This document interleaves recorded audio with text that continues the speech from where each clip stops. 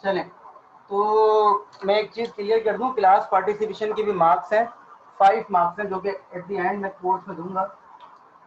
तो अगर कोई क्लास में पार्टिसिपेट नहीं करता इट्स ओके, उसके 5 मार्क्स में से डिडक्ट हो जाएंगे। तो एट द एंड मुझे नहीं कहिएगा कि सर मैं तो पार्टिसिपेट करता था, मुझे सब याद रहता है।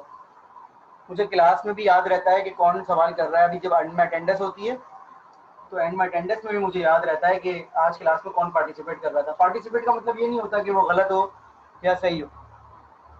तो बिल्कुल एंड में जब मैं अटेंडेंस ले रहा होता मुझे याद होता है कि आज कौन पार्टिसिपेट कर रहा था कौन नहीं कर रहा था। या 8-10 लोग जो भी मैसेज पे भी जवाब दे रहे होते हैं, इनके नाम मुझे याद हो जाते हैं। चाहे वो सही जवाब दे रहे हो या गलत दे रहे हो या यस कर रहे हो या फिर ओके कर रहे हो, वो याद हो जाता है। लेकिन जो बिल्कुल भी पार्टिसिपेट नहीं कर रहे होते वो सब पता चल जाता है। तो अभी भी देखिए, जैसे मैंने ये बोला, अब मैंने बोला तो मैसेज आने शुरू होगा सबको। यही फर्क है बस हमारी कॉम में। हमारा अलमिया यही है कि यही अलमिया है जो भी दिख रहा है। तो खैर बाइनरी नंबर जो है वो इस तरह से होते हैं बेटा कि हमें पता है कि बाइनरी नंबर में क्या पैटर्न है। कि भाई वो ये कह रहा है कि अगर 1 0 1 1 0 1 1 1 0 0 1 0 1 1 1 0 1 1 1 इस तरीके से कह रहा है कि भाई ये एक्सेप्ट हो जाए, ये रिजेक्ट हो जाए, ये एक्सेप्ट, ये रिजेक्ट, ये एक्सेप्ट, ये रिजेक्ट, ये एक्सेप्ट, ये रिजेक्ट एंड सो। ऐसा ही है ना जी? आवाज आ रही है? बस तुम्हें तो आएगी भी नहीं। अच्छा, तो अब बात यह है बेटा कि वही वाली बात मैं फिर कर रहा हूँ आपसे कि आपकी प्रॉब्लम है। आपको जब तक प्रॉब्लम के बारे में नहीं पता होगा आप प्रॉब्लम को सॉल्व नहीं कर सकते। अब मुझे पता ही नहीं है कि बाइनरी नंबर क्या होते हैं, चले पता है। मुझे ये पता ही नहीं है बाइनरी नंबर किस तरह से जनरेट होते हैं, चले पता है। मुझे पता ही नहीं है बाइनरी नंबर के पीछे क्या पैटर्न छुपा हुआ है। जब तक मुझे ये चीजों के जवाब नहीं पता होंगे ना बेटा, मैं क्वेश्चन सॉल्व नहीं कर सकता। मैं फिर रिपीट कर रहा हूँ, ये प्रॉब्लम आपकी प्रॉब्लम है। जब आप सॉल्व करने बैठे ना तो ये आपकी प्रॉब्लम है। तो आपको पहले प्रॉब्लम के बारे में पता होना चाहिए। किसी भी कोर्स की प्रॉब्लम सॉल्व कर रहे हो, प्रैक्टिकल लाइफ की कर रहे हो, रियल लाइफ की कर रहे हो, आपकी प्रॉब्लम के बारे में जब तक आपको 100% नहीं पता होगा आप उस प्रॉब्लम को सॉल्व नहीं कर सकते। तो पहले ना आप क्वेश्चन समझने की कोशिश किया करें। मैं फिर रिपीट कर रहा हूँ, जब भी आपको क्वेश्चन मिले आप क्वेश्चन को समझने की कोशिश करें। फिर उस क्वेश्चन के अंदर जो चीज यूज हो रही है, जो कॉन्सेप्ट यूज हो रहा है उसको पिक करें।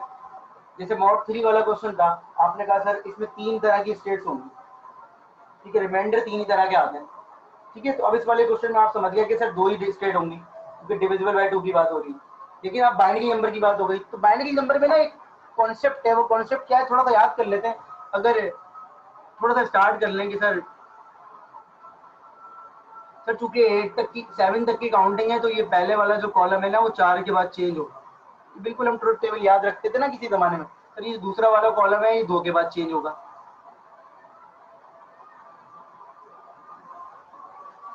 सर ये जो आखिरी कॉलम है ये हर ऑल्टरनेटिव पे चेंज होगा। और ये काउंटिंग हमने कर दी 7 तक की। ऐसे करते थे ना काउंटिंग, जब ट्रुथ टेबल बनाते थे, लाइन वाइन खींच के टेबल बना के पूरा प्रॉपर ऐसे ही करते थे। अगर 16 तक लेके जाए तो अब ये वाला कॉलम जो है वो 8 के बाद चेंज होगा। 0 8 तक आएंगे, फिर 8 तक बनाएंगे। याद है ना, ये चीज हम याद रखते थे अपने दिमाग में। ऐसा नहीं है कि टीचर हमें वैसे समझाता था, लेकिन हम जो ऐसे पढ़ते थे वो ऐसे पढ़ते थे कि हमें याद हो जाए कि अगर टेबल जल्दी जल्दी बनाना हो तो कैसे बनाएंगे हम। जब हम डीएलडी का कोर्स पढ़ रहे होते थे वहाँ पर हम मल्टीप्लेक्सर या इनकोडर डिकोडर के लिए जो ट्रिक बनाते थे उसको वेरीफाई करते थे कि क्या आउटपुट होगा क्या इनपुट में। तो हम टेबल जल्दी जल्दी ऐसे बनाते थे ताकि हमें बहुत जल्दी से याद हो जाए। वहाँ हम बैठ के नहीं सोचते थे कि 5 का बाइनरी कोड क्या है। हमें याद भी होता था, नहीं भी याद होता था तो हम कैसे टेबल बना दिया करते। तो खैर बात आ जाती वहीं पर ही कि अगेन लॉजिक पता होगी तो क्वेश्चन सॉल्व होगा।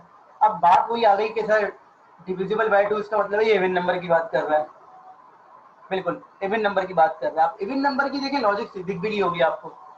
ये वाला कॉलम हर 4 पे चेंज हो रहा है, ये वाला कॉलम हर 2 पे चेंज हो रहा है, ये वाला कॉलम हर 1 पे चेंज हो रहा है ऑल्टरनेटिव। तो इवन नंबर में लॉजिक ये है कि अगर बिल्कुल आपकी एलएसबी जो है एलएसबी वो 0 हो तो नंबर इवन होता है, अगर एलएसबी 1 हो तो नंबर ऑड होता है। कितना आसान हो गया क्वेश्चन, कितना आसान हो गया क्वेश्चन कि अगर आपकी एलएसबी 0 हो तो नंबर इवन होता है, अगर आपकी एलएसबी 1 हो तो नंबर क्या होता है, ऑड होता है। कितना आसान हो गया क्वेश्चन। कुछ बचा इस क्वेश्चन के अंदर? अब मेरे ख्याल से तो इस क्वेश्चन के अंदर कुछ भी नहीं बचा। हमें क्वेश्चन अगर समझ में आ गया तो मैंने बात कही है कि एलएसबी अगर 0 हो तो नंबर क्या होता है इवन, LSB अगर 1 हो तो नंबर क्या होता है ऑड होता है। अब मेरे ख्याल से इस क्वेश्चन के अंदर कुछ भी नहीं बचा डिजाइन करने में, क्यों? क्योंकि आपने कहा था देखें हर ऑल्टरनेटिव पे 0 आ रहा है, इसका मतलब इवन पे 0 आ रहा है। अब सिंपल सी बात है, दो स्टेट बना लो, दो स्टेट बना लो, एक को आप इवन कह लो क्योंकि शुरू में इवन होता है, और एक को कह लो आप odd, even odd.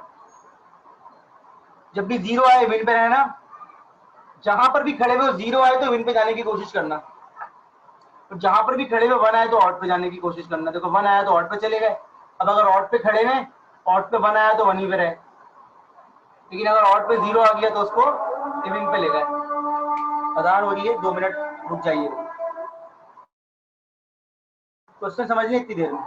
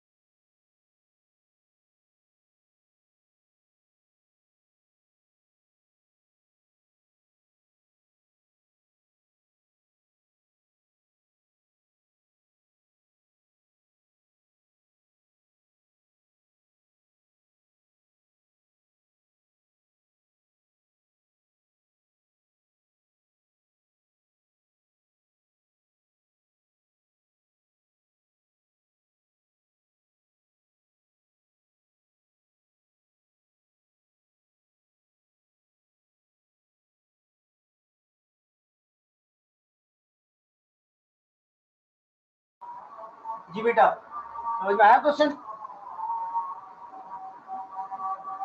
We are assuming कि we are reading that number from right to left. इस चीज को भी क्लियर कर लीजिए कि राइट टू लेफ्ट रीड कर रहे हैं। तो फर्ज कर लीजिए अगर आप इसको 1001 दें, 1001 होता है 9, तो 1001 9 देखें ऑड पे ऐड हुआ है। लेकिन अगर आप इसको 10 दें, 1010 अगर आप इसको 15 दें तो 1111, समझ रहे हैं? तो बड़ा आसान सा क्वेश्चन हो गया। अगेन हमने पहले क्वेश्चन के बारे में समझा और उसके बाद उसको सॉल्व किया। तो इसी क्वेश्चन को मैं चेंज कर रहा हूँ ताकि थोड़ा सा और हम इसको हम 3 कर देते हैं कि डिविजिबल बाय 3। अब हमारे दिमाग में क्या बात है कि सर सबसे पहले तो आप ये बता दीजिए कि स्टेट्स कितनी होंगी इसमें। सबसे पहले तो आप ये क्लियर कर लीजिए कि स्टेट्स कितनी होंगी। डिविजिबल बाय 3 की बात हो रही है तो आपने फौरन बोला सर 3 स्टेट्स होंगी, क्योंकि एक में रिमाइंडर 0 आ रहा होगा, एक में रिमाइंडर 1 आ रहा होगा और एक में रिमाइंडर क्या आ रहा होगा 2 आ रहा होगा। सबसे पहले हमने ये बना दिया। This is not possible in every question, but इस तरह के क्वेश्चन के अंदर हमें पता होता है कि कितनी स्टेट्स होंगी। ठीक है, तो 3 स्टेट समझ में आ गई, क्योंकि 3 तरह के रिमाइंडर आ सकते हैं 3 के, या तो 0 या तो 1 या तो 2। Is it clear? अब दोबारा से स्टार्ट करते हैं। बड़ा सिंपल सा क्वेश्चन है, एक ही दफा में अगर समझ में आ जाएगा तो क्या ही बात है। देखें शुरू में आप कहाँ खड़े हैं, क्यू नॉट पे, आपको या तो 0 मिलेगा या 1 मिलेगा। शुरू में आप कहाँ खड़े हैं, क्यू नॉट पे, आपको या तो 0 मिलेगा या 1। अब अगर आपको 0 मिलता है शुरू में, तो आपके पास बाइनरी नंबर आ रहा है 0 में। ये देखें, आपको एक 0 मिले या बहुत सारे 0 मिले, आपका टोटल वेट कितना होगा डेसिमल में? डेसिमल में वेट कितना होगा आपका? 0। 0 को 3 पे डिवाइड करें, रिमाइंडर क्या आता है? 0 ही आता है। इसका मतलब क्या हुआ कि अगर क्यू नॉट पे खड़े में 0 मिलता है तो हमें कहाँ रहना चाहिए? क्यू नॉट पर ही रहेंगे, ठीक है। अगर क्यू नॉट पे खड़े में और हमें जीरो मिलता है तो हम क्यू नॉट पर ही रहेंगे, क्योंकि हमारा रिमाइंडर अभी भी जीरो है। Is it clear to all of you? कुछ कंफ्यूजन तो नहीं बेटे यहाँ पर? ठीक है। अब फर्ज कर लीजिए क्यू नॉट पे खड़े में और वन मिलता है, तो देखिए बहुत सारे जीरो के बाद या डायरेक्ट वन मिले, इन ऑल केसेस अगर हमें सारे जीरो के बाद वन मिल रहा है या डायरेक्ट वन मिल रहा है, तब भी हमारा टोटल वेट कितना ही रहता है, वन रहता है। और वन को थ्री पे डिवाइड करें तो रिमाइंडर क्या आता है, वन ही आता है। इससे हमें क्या समझ में आ रहा है कि क्यू नॉट पे अगर वन की ट्रांजिशन होगी तो हमें कहाँ जाना चाहिए?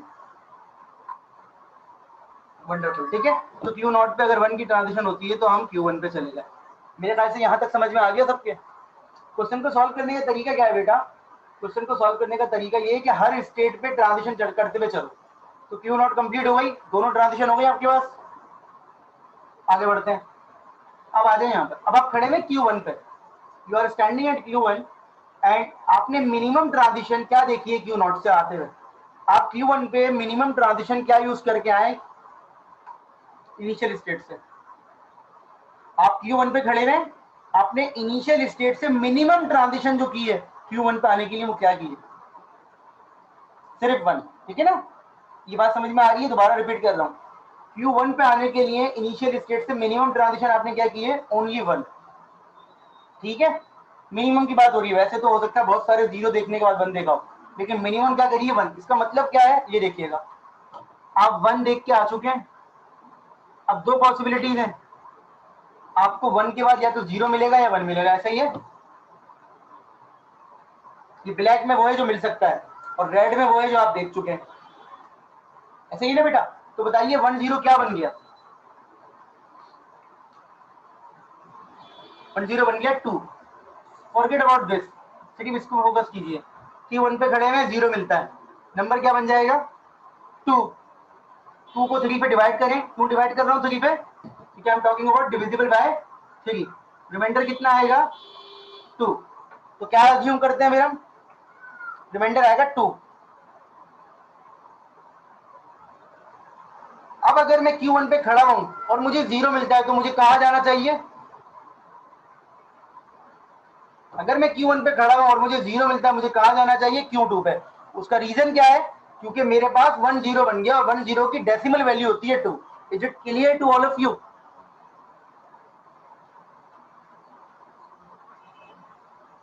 सबकी समझ में आ रही है ये बात? दोबारा रिपीट करते हैं। अगर मैं Q1 पे खड़ा हुआ हूं तो मैं मिनिमम क्या देख के आया हूं? मैं मिनिमम देख के आया हूं वन। अगर मुझे उसके बाद जीरो मिलता है तो नंबर क्या बन जाएगा डेसिमल में?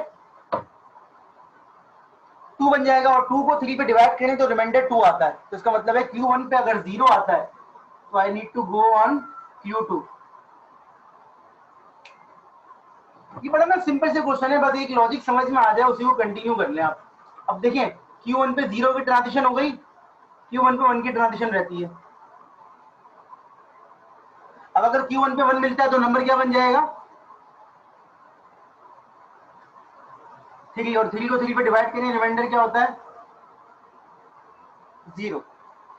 रिमाइंडर जीरो होता है बेटा, रिमाइंडर रिमाइंडर रिमाइंडर, ठीक है। Q1 पे अगर जीरो आता है तो रिमाइंडर क्या हो जाता है? Q1 पे अगर वन आता है तो नंबर बन जाता है थ्री, और थ्री को थ्री पे डिवाइड करेंगे, रिमाइंडर आता है जीरो। तो मुझे कहाँ जाना चाहिए? Q0 पे। देख रहे हैं आप? अब आप देखिए ये हम डायरेक्ट नहीं सॉल्व कर रहे कि हम डायरेक्ट ट्रांजिशन ग्राफ बना रहे हैं और आपको डायरेक्ट बता रहे हैं कि ऐसे हो गया। हम रन टाइम पे समझ भी रहे हैं और उसको बना भी रहे हैं। तो हम समझ के बना रहे हैं, ऐसा नहीं है बेटा कि हम हवा में बातें कर रहे हैं। ये सारी बातें प्रैक्टिकली समझ में भी आ रही हैं क्या ऐसा क्यों हो रहा है। मैंने आपसे पहली क्लास में कहा है जो स्टेट पे खड़े हैं उसको कंप्लीट करके आगे बढ़े, रैंडम ना करें कि इस पे पहले हो जाएगा उस पे हो जाएगा। अब आपकी कौन सी स्टेट रहती है? Q2। कौन सी स्टेट रहती है बेटा? Q2। तो मुझे बताइए Q2 पर आप इनिशियल स्टेट से मिनिमम ट्रांजिशन क्या देख कर आए? ठीक है, हमारे आंसर किया वन जीरो। मैं फिर रिपीट कर रहा हूँ, मिनिमम ट्रांजिशन का मतलब एक ट्रांजिशन नहीं होता। मिनिमम ट्रांजिशन का मतलब होता है वो तमाम ट्रांजिशन जो आप इनिशियल स्टेट से यूज करके आए हो, जिस स्टेट की आप बात कर रहे हैं वहां पर। ठीक है, तो वन जीरो की ट्रांजिशन में देख के आया हूं। अगर किसी को कंफ्यूजन है इस बात में भी तो वो बता दे।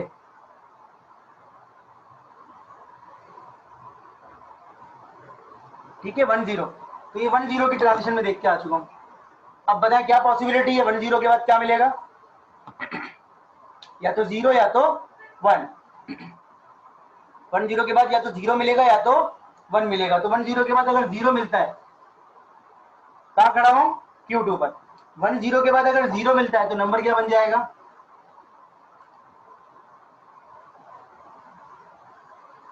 4 को 3 पे डिवाइड करें, रिमाइंडर कितना आता है, 1। तो बताएं मुझे कहाँ जाना चाहिए Q2 पे अगर 0 मिले तो, अगर Q2 पे मुझे 0 मिले तो मुझे कहाँ जाना चाहिए, Q1 पर। ठीक है भाई। और अगर 10 के बाद मुझे 0 नहीं मिलता, 1 मिलता है, तो मेरा नंबर क्या बन जाएगा, 5 को 3 पे डिवाइड करें, रिमाइंडर क्या होता है, 2।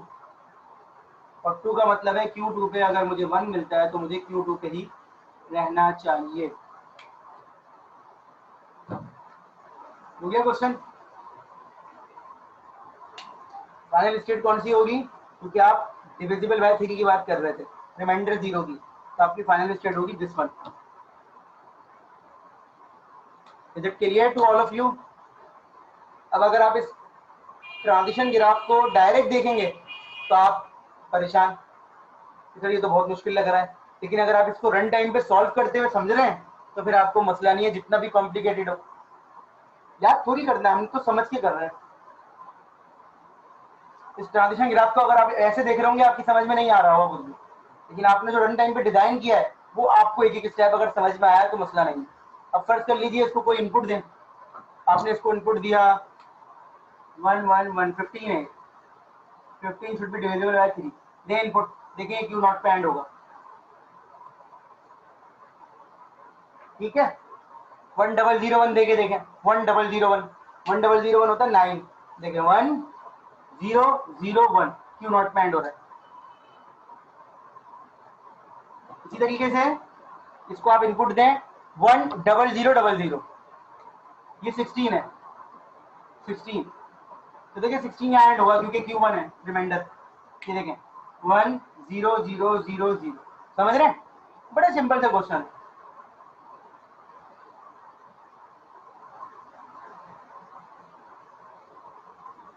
क्लियर।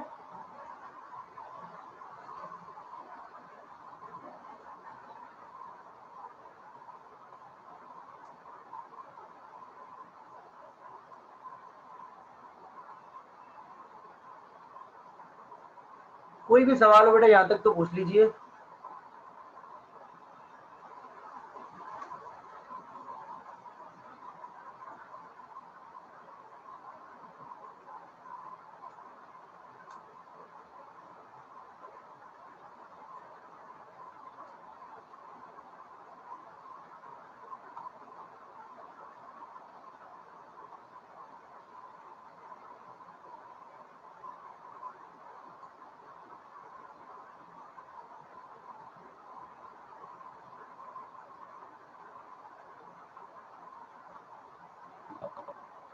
डेफिनेटली हो सकती है,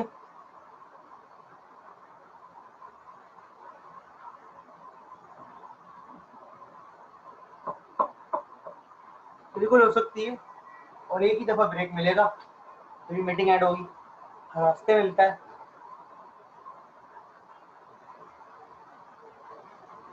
बिल्कुल हो सकती है। मॉड की वैल्यू मॉड 3 मैं लिख दूं, मॉड 3 रिमाइंडर 1, तो बस फाइनल स्टेट चेंज हो जाएगी। ठीक है, एक क्वेश्चन मैं आपको प्रैक्टिस के लिए दे रहा हूँ, बल्कि इनफैक्ट मैं आपको असाइनमेंट दे रहा था, भूल गया, तो मैं कुछ क्वेश्चन लिख रहा हूँ जो कि असाइनमेंट के हैं, वो आप यहाँ से कॉपी कर लीजिएगा। वो क्रॉस प्रोडक्ट के उस वक्त मैं भूल गया।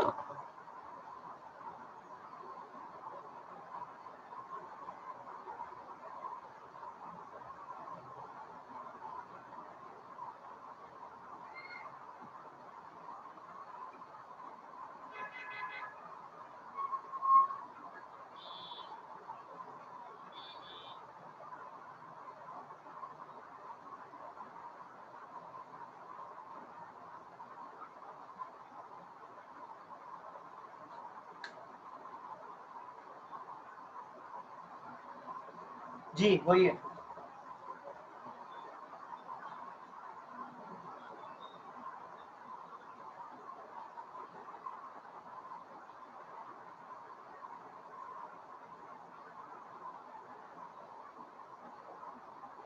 Solve this with and without cross product. ठीक है, ये 4 क्वेश्चन हो जाएंगे। पहले क्वेश्चन को 2 तरीकों से करना है, with and without cross product. दूसरे क्वेश्चन को भी 2 तरीकों से करना है, with and without cross product.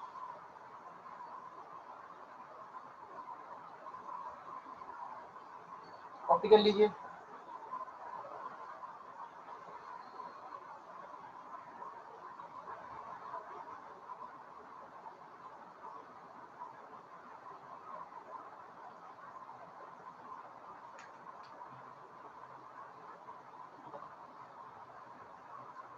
ये लिखा हुआ है बेटा, लिखा हुआ तो है। ये 2 क्वेश्चन है आपके, जो भी थोड़ी देर पहले करवाया था। डायरेक्ट भी करना है और विदाउट विद क्रॉस प्रोडक्ट भी करना है। डायरेक्ट मतलब जैसे मैंने करवाया था, और क्रॉस प्रोडक्ट जो मैंने दूसरा सवाल करवाया था।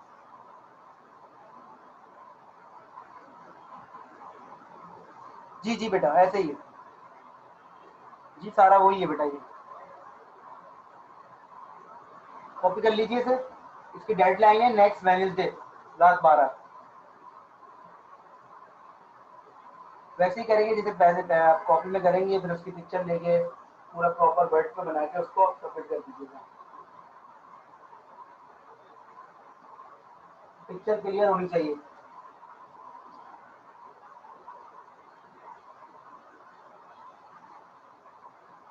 वेडनेसडे क्लास से एक दिन पहले की डेडलाइन होती है।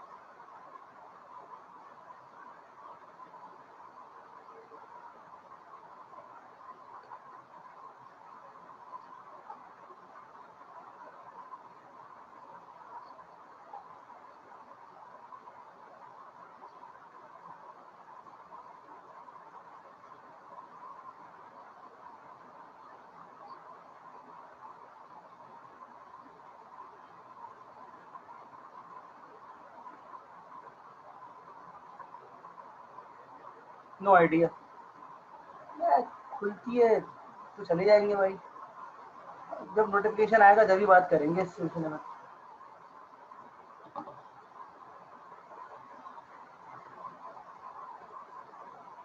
अच्छा जी, मैं एक क्वेश्चन आपको प्रैक्टिस के लिए दे रहा हूँ, जो भी मैंने करवाया था ना मॉड 3 वाला, उसको आप मॉड 4 पे करने की कोशिश कीजिएगा। ठीक है, और मैं उसका ना सॉल्यूशन नहीं बता रहा, आपको ट्रांजिशन टेबल बता रहा हूँ जस्ट। मतलब मॉड 4 रिमाइंडर 0 पे करने की कोशिश कीजिएगा। ये 0,1 वाला प्रैक्टिस है, ये 0,1 वाला। आपको पता है स्टेट्स कितनी आएंगी इसमें? स्टेट्स कितनी आ जाएंगी इसके अंदर? 4। ठीक है ना, मैं इसका ट्रांजिशन टेबल आपको बता रहा हूँ कि क्या होगा, लेकिन सॉल्व आपने खुद करना है। जब आप सॉल्व कर लें तो ट्रांजिशन टेबल से कंपेयर कर लीजिएगा कि ट्रांजिशन टेबल में जो ट्रांजिशन हो रही है वही आपके पास है। उन चारों के नाम रखिए, Q0, Q1, Q2, Q3। ठीक है,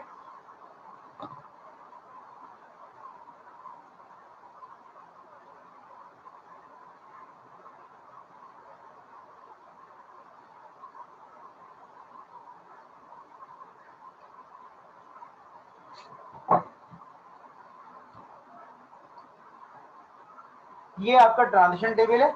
यही इनिशियल स्टेट होगी और यही फाइनल स्टेट होगी। इसको कॉपी कर लीजिए। जब आप बना लें तो फिर वेरीफाई कर लीजिएगा कि भाई आपने भी ये डिजाइन किया है।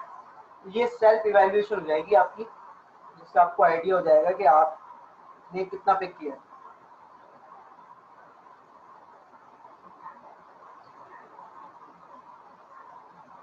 क्योंकि 4 से डिवाइड हो रहा है तो नंबर आपका जाएगा, जैसे हमारे वाले क्वेश्चन में कहते हैं ना 101 तक, 101 तक 5 तक असम्पशन हुई, उसमें जाएगा तकरीबन 7 तक। जो मतलब इनपुट ले लेके चेक कर देते हैं हम बारी बारी हर स्टेट पे, तो वो नंबर चला जाएगा 111 तक। कॉपी कर लीजिए।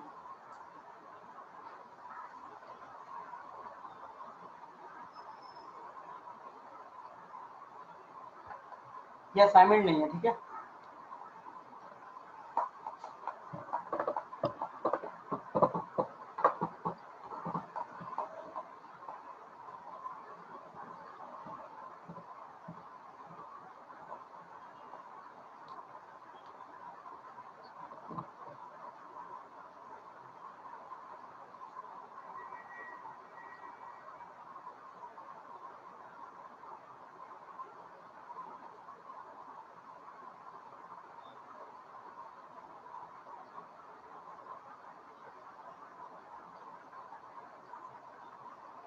आगे बढ़े।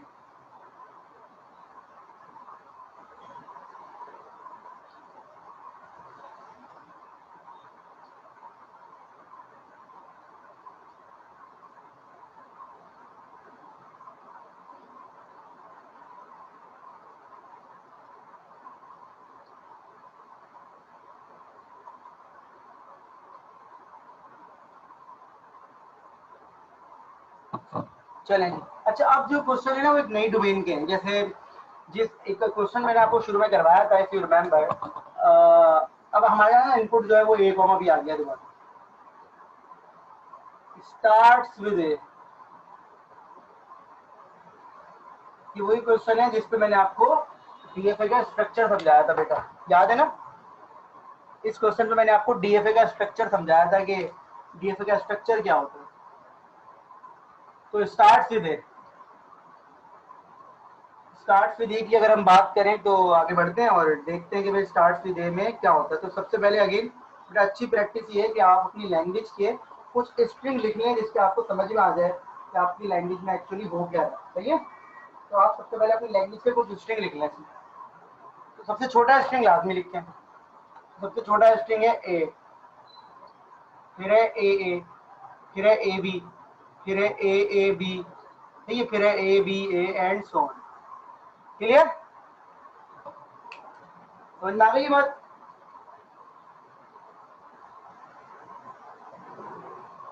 जी बेटा, अच्छा जी, बड़ा सिंपल सा क्वेश्चन है।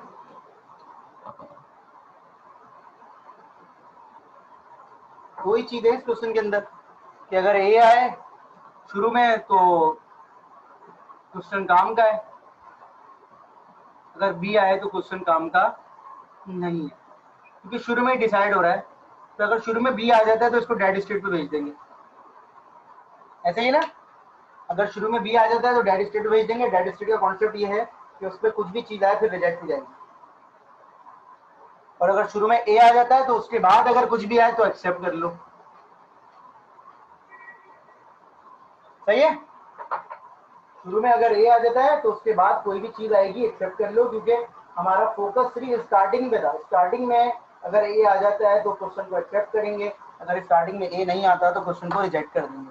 क्लियर, सिंपल है, आसान है।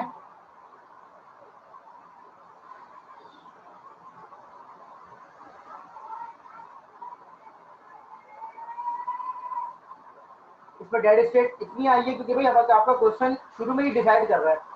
तो एक पर्टिकुलर कंडीशन के बाद आप हर चीज को रिजेक्ट कर रहे हैं, एक्सेप्ट कर रहे हैं।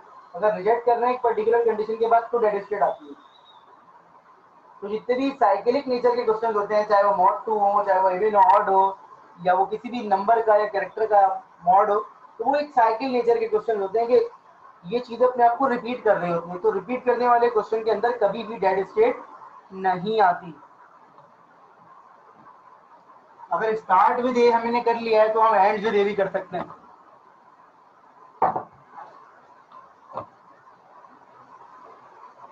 अब एंड विद ए के लिए अगेन सबसे पहले हमें ये करना है कि उसकी कुछ स्ट्रिंग लिख लें। सबसे छोटा स्ट्रिंग हमें सबसे पहले लिखना पड़ता है। तो सबसे छोटा स्ट्रिंग क्या है हमारे पास, ए, फिर है A B A B A B B A and so on.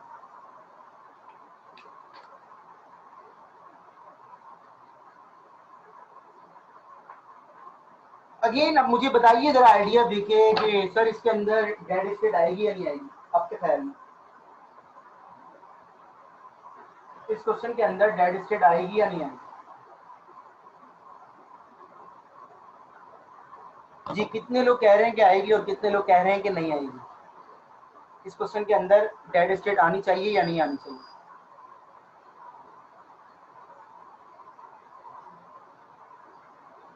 Ji answer चाहिए, जो भी आपका आंसर है। नहीं आनी चाहिए। अच्छा जी, सब लोग कह रहे हैं कि ज्यादातर लोग कि नहीं आएगी। बिल्कुल सही, क्योंकि डेड स्टेट देखें इस क्वेश्चन के अंदर टेक्निकली क्यों नहीं आ सकती। थोड़ा सा अगर कोई एक स्टूडेंट एक्सप्लेन करना चाहे कि भाई क्यों नहीं आनी चाहिए, क्वेश्चन से पहले ही कैसे पता चल गया डेड स्टेट नहीं आनी चाहिए। बिल्कुल, क्योंकि एंड विद है। और एंड विथ जब समथिंग हो रही होती है, तो जब एंड विथ समथिंग हो रहा होता है तो हमें क्वेश्चन पता ही एंड में चलेगा कि वो एक्सेप्ट करेगा या रिजेक्ट। समझ रहे हैं? जब क्वेश्चन डिसाइड ही बिल्कुल एंड पे कर रहा है, जब क्वेश्चन आपका बिल्कुल डिसाइड ही एंड पे कर रहा है, तो आपके डेड स्टेट की जरूरत ही नहीं है। डेड स्टेट तो जब आती है ना, जब एक पर्टिकुलर कंडीशन के बाद स्ट्रिंग आना भी चाह रहा हो कैरेक्टर, आप उसको रिजेक्ट कर देते हैं। यहाँ तो डिसाइड ही बिल्कुल एंड में कर रहे हैं, तो इसकी डेड स्टेट की जरूरत नहीं है। अच्छा जी, ये क्वेश्चन बिल्कुल सिंपल है, लेकिन यहाँ पर लॉजिक ये है कि आप हमारे लिए, जब हमें करेक्टर इनपुट मिल रहा होता है बेटा, तो हमें नहीं पता होता ये आखिरी करेक्टर है या नहीं, क्योंकि हमें तो जो इनपुट मिल रहा होता है वो करेक्टर बाय करेक्टर मिल रहा होता है। ऐसा ही ना, जो हमें इनपुट मिल रहा होता है वो करेक्टर बाय करेक्टर मिल रहा होता है।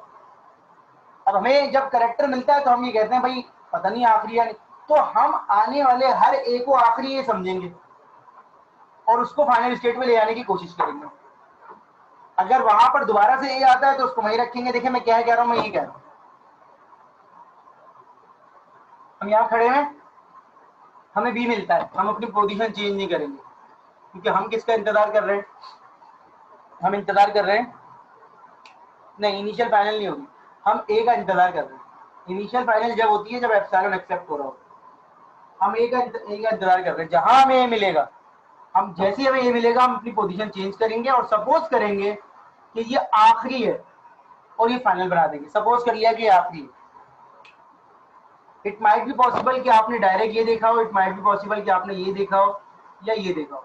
सारे केसेस में, इन सारे केसेस में आपको आखिर में क्या मिल रहा है? ए। लेकिन पॉसिबिलिटी क्या है कि हो सकता है इस ए के बाद एक और ए आपका इंतजार कर रहा हो, या हो सकता है इस ए के बाद एक और बी आपका इंतजार कर रहा हो। ऐसा ही है। तो अगर ए के बाद ए आता है तो मैं यहीं रहूंगा,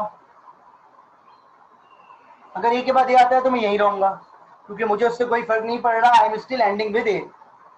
ऐसा ही है ना, I am still ending with A. लेकिन अगर ए के बाद बी आता है तो मुझे क्या करना चाहिए? क्या करना चाहिए? अगर ए के बाद बी आ जाता है, यहाँ खड़ा हूं, बी आ गया, तो क्या करना चाहिए? वापस ए पे जाना चाहिए। क्यों वापस ए पे जाना चाहिए? क्योंकि हो सकता है उसके बाद दोबारा से ए मेरा इंतजार कर रहा हो। तो इन एनी केस में डेड स्टेट पे इसको नहीं लेके जाऊंगा। समझ में आई बात? सिंपल सा क्वेश्चन है, लेकिन लॉजिक क्या है? And with. जब एंड की बात हो रही होती है तो एंड पे फोकस भी करना है। Is it clear? सबको समझ में आ गई ये बात?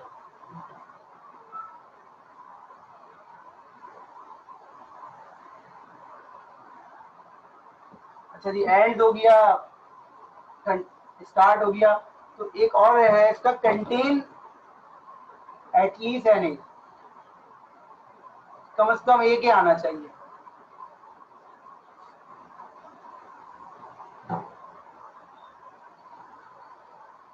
अब पहले इसके स्ट्रिंग लिख लेते हैं। सबसे छोटा स्ट्रिंग अगेन इसका भी ए होगा, ए बी होगा, ए बी, बी बी हो सकता है, B B, A B B हो सकता है, बी बी बी, ए कोई भी हो सकता है। इसका मतलब ये नहीं है कि ए के आएगा, इसका मतलब ये है कि कम से कम ए के आएगा। ठीक है, शुरू में आए, आखिर में आए, सेंटर में आए, हमें कोई फर्क नहीं पड़ता। लेकिन जहां ए के आ जाएगा हमारा क्वेश्चन कंप्लीट हो जाएगा। उसके बाद कुछ भी आएगा हम एक्सेप्ट कर लेंगे, उसके बाद कुछ भी आएगा हम एक्सेप्ट कर लेंगे। तो बताइए इसमें डेड स्टेट आएगी या नहीं आएगी?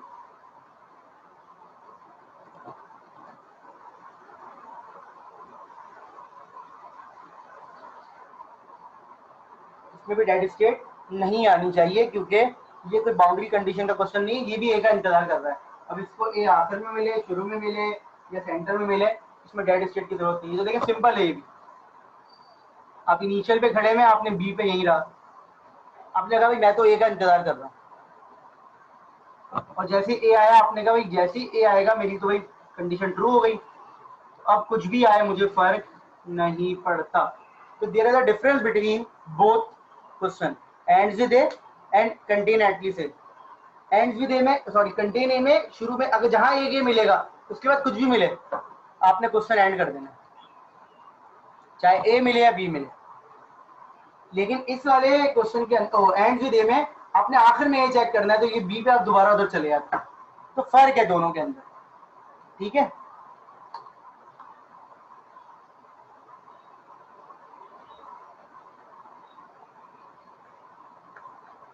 कि समझ में आ गया तीनों combination, start with A, at least, contain a और एंड विद ए, ये तीनों समझ में आ गए।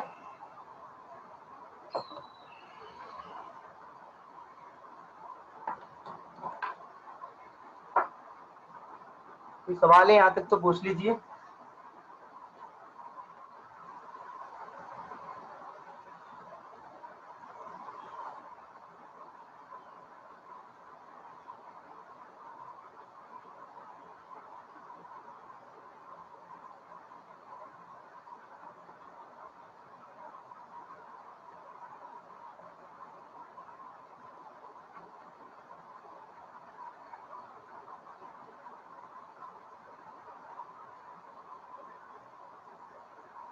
अच्छा जी,